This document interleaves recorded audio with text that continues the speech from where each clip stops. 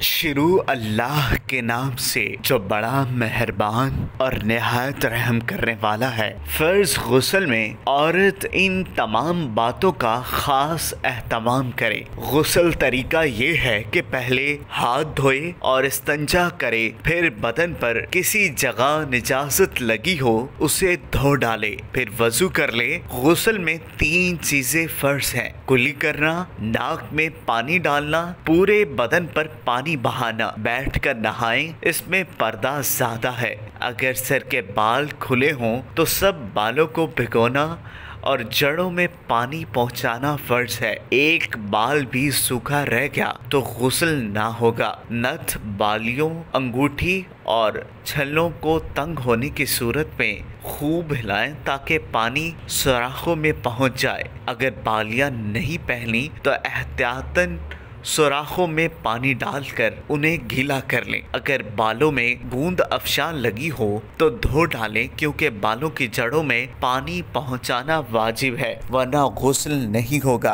अगर नाखून वगैरह में आटा लगकर सूख गया तो पहले साफ करिए, वगैरह गुस्ल ना होगा। अगर नाखूनों में नेल पॉलिश लगी हो तो साफ करिए, क्योंकि ये बदन तक पानी पहुंचने नहीं देती, वरना गुस्ल ना होगा। दोस्तों, अगर आपको ये वीडियो पसंद आई हो तो इस वीडियो को लाइक करें, कमेंट करें और हाँ, जाते जाते हमारे YouTube चैनल औरत हब को सब्सक्राइब करना मत भूलिएगा।